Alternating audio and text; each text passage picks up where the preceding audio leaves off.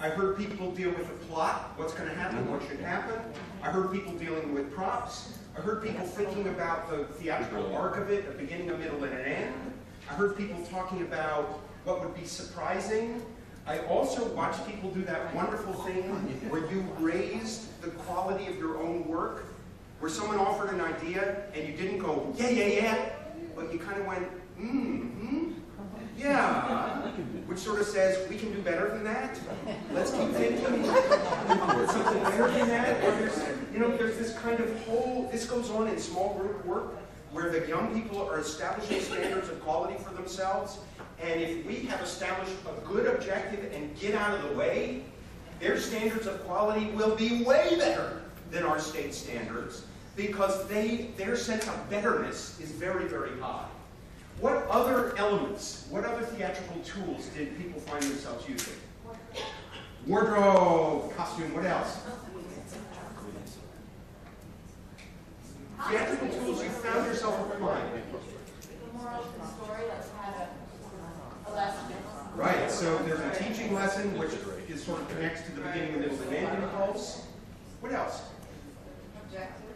Objective, yeah, great. So that's right in what are the actors wanting in this, the characters wanting in this particular time?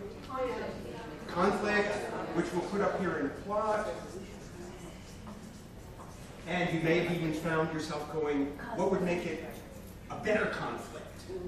That's really juicy stuff. What makes for better conflicts theatrically? Yeah, it's easy enough to come up with a conflict, but what makes for a more interesting, more engaging, more relevant conflict? Boy, that's straight playwright stuff. Other things you found yourself using? Did you get cause and effect? Great.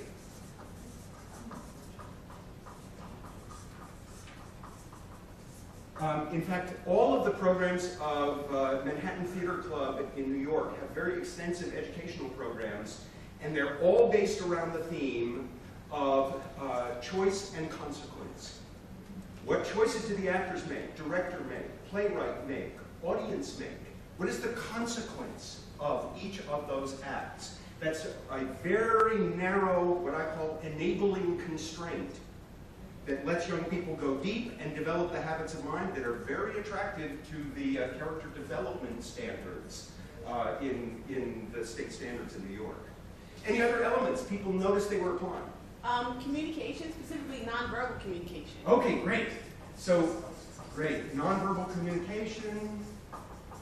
And I could extract more, but I'm not going to because we're moving fast. But what I do want to point out is these things that came out in 90 seconds of your unsuspecting morning around the dopiness of a chair exercise are basically the elements of theater that have been around since Aristotle, and no more, no less. Basically, all the fundamental tools of this art form were immediately available for you to play with, use, apply, make better, think about, naturally tapping your competence. And young people have most of those, they just don't know what to do. And they haven't been invited to play with them, and then, my endless refrain, reflect on how much they know and can apply. All right, I want to move us on very quickly to return the favors, A's and B's, in a different format. This time, we're going to a very different scenario. I'm going to ask you to do an improv, and here's the setup. A's, you are Meriwether Lewis of the Lewis and Clark expedition.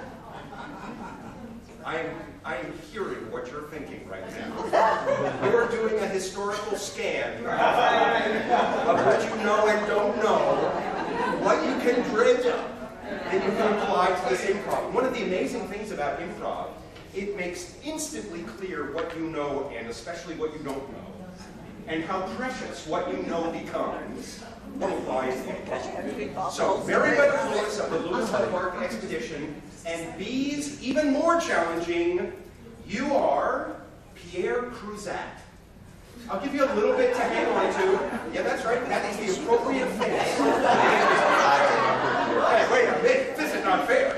I'm going to give you a little bit on background on Pierre. Pierre was one of the people on the Lewis and Clark expedition. He was a French trapper. He was the guy who knew more Native American languages than anybody else, which was essential for encountering potentially hostile tribes that were going to meet around the country. He was also the cook, the fiddler, and he had an eye patch. That's all I'm going to do. That's all I'm going to do. Now, here's the situation.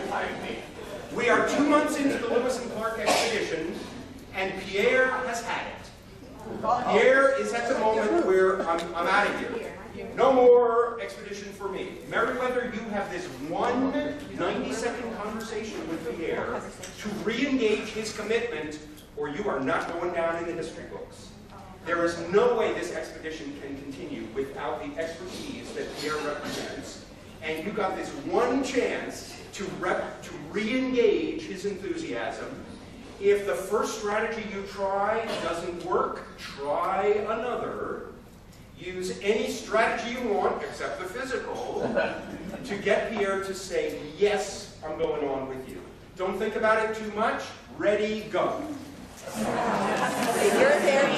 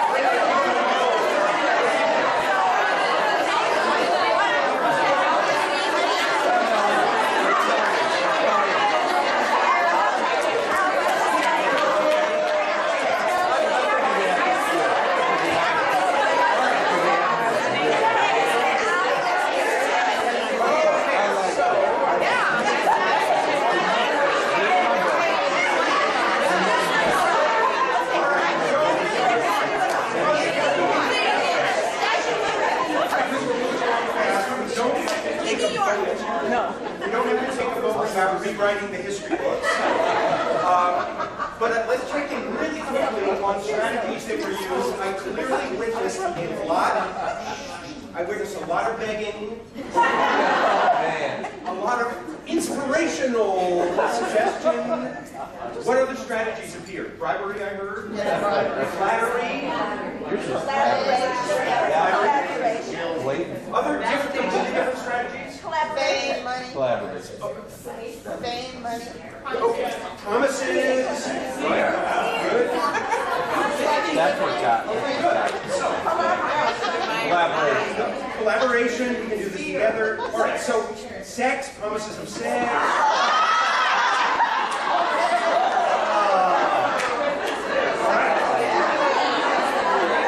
That would never appear in middle school. All right, so we're just kind of glancing across the notion that when you're invited to an improv in an unfamiliar terrain, you don't need much to cling to. In fact, a number of Pierres I saw, all you had was this. It is